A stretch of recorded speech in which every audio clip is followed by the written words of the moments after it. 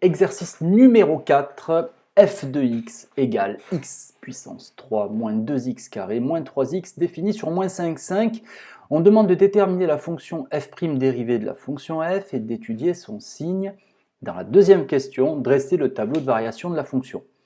Donc j'ai écrit déjà tout ça, c'est pas ce qui m'intéresse le plus. Donc pour être rapide, f est donc une fonction de degré 3 qui est donc définie et dérivable sur r, donc sur moins 5, 5.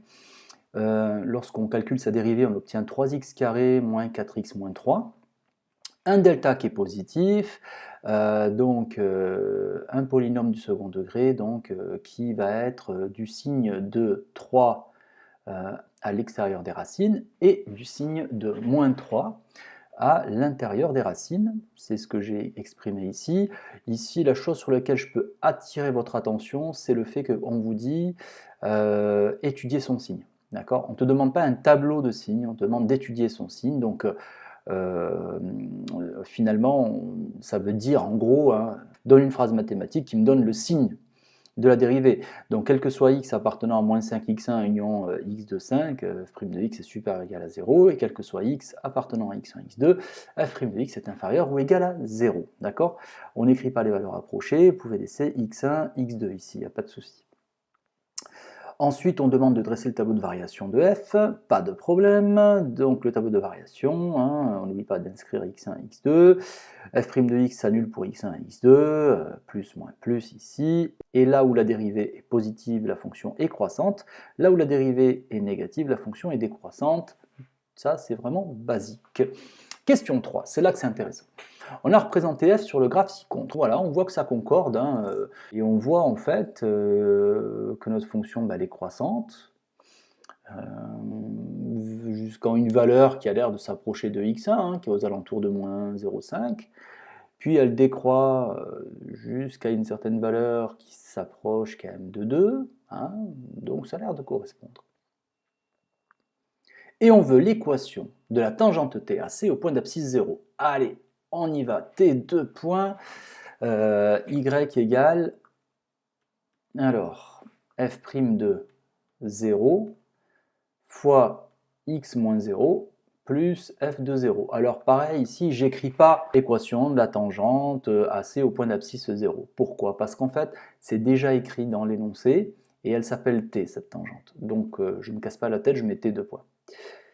Donc si on fait le calcul, on obtient donc y égale, alors f' de 0 qui vaut moins 3, fois x, plus f de 0 qui vaut 0. D'accord? Donc on obtient y égale moins 3x. Donc c'est une fonction qui va donc passer, par l'origine, d'accord? Puisque c'est une fonction, vous voyez, hein, elle est linéaire ici, hein, la fonction.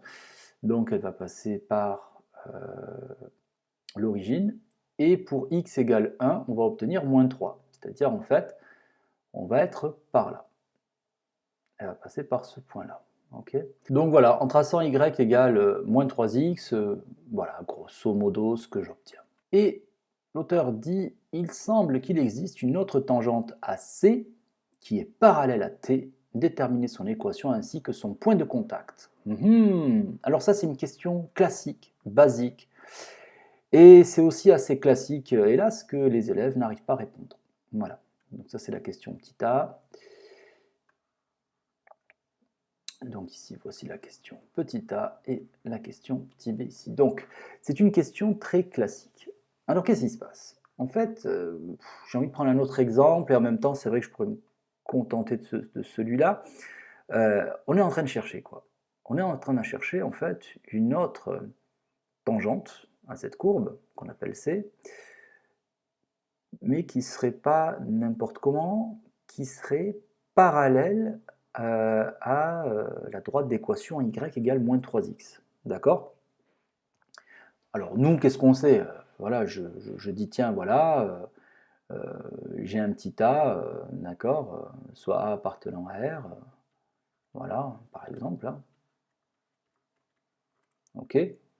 Et l'équation de la tangente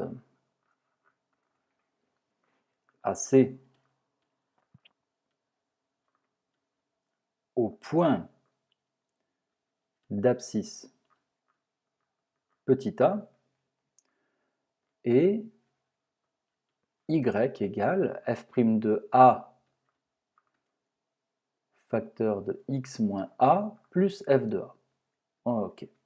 Ça, qu'est-ce que c'est? Ça, c'est l'équation de la tangente en n'importe quel point a, d'accord, que je vais prendre. D'accord, voilà, ici, ça sera l'équation de la tangente. Ok. Mais moi, j'en cherche une qui est particulière. Hein, de parmi les tangentes, j'en veux une qui est particulière. Qu'est-ce qu'elle a comme particularité? Il y a un exercice en fait où on a vu quoi? Où on a vu que cette tangente, la particularité, c'est qu'elle passait par un point bien particulier et que par conséquent, les coordonnées du point vérifiaient l'équation de la tangente. Là, je suis en train de chercher, de parmi ces tangentes, une tangente qui a une spécificité, une particularité. C'est qu'elle est parallèle à la droite d'équation y égale moins 3x.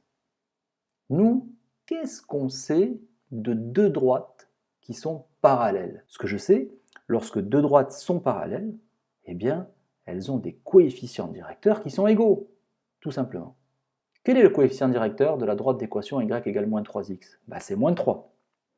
Quel est le coefficient directeur de la tangente AC au point d'abscisse petit a? C'est f' de a. C'est f' de a. Pour preuve, hein, d'accord, ça c'est le cours. Hein. Si je développe, j'obtiens f' de a fois x moins a f' de a plus f de a. Ok? Donc là, on a quoi? On a bien le coefficient directeur ici, et l'ordonnée à l'origine par là. Okay? Donc le coefficient directeur de la tangente AC au point d'abscisse petit a, c'est f' de a. Donc finalement, il faut donc que f' de a soit égal à moins 3. Donc on est en train de chercher petit a tel que f' de a égale moins 3, tel que les coefficients directeurs soient égaux. Donc finalement, déterminer, savoir s'il existe une autre tangente AC parallèle à t, c'est savoir si l'équation f' de a égale moins 3 a une solution. C'est ça en fait. S'il y a une solution, d'accord, alors oui, cette tangente existe. Et la solution qu'on va trouver, d'accord, ce sera quoi? C'est l'abscisse du point en lequel la tangente va être parallèle à la droite d'équation y égale moins 3x. Tout simplement. D'accord? Donc là, ça, c'est super, hyper important de l'avoir bien compris. Ok? Donc, on y va, on résout donc f' de a égale moins 3. Et là, c'est parti. Donc, f' de a égale moins 3, c'est équivalent à dire 3a carré moins 4a moins 3 égale moins 3, ce qui est équivalent à dire 3a carré moins 4a égale 0. Ok? Donc, ça veut dire quoi? Que soit a, alors donc ça veut dire que, on va mettre a en facteur, donc ça veut dire a facteur de 3a moins 4 égale 0, ce qui est équivalent à dire que a égale 0, ou bien 3a moins 4 égale 0, ce qui est équivalent à dire que soit a égale 0,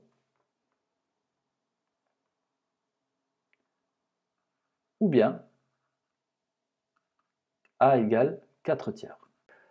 Ok, donc là, est-ce qu'on a répondu à la question? On n'a pas encore l'équation, donc pour 0, a égale 0, de toute façon on l'avait déjà tracé, c'est bon, c'était la droite d'équation y égale moins 3x.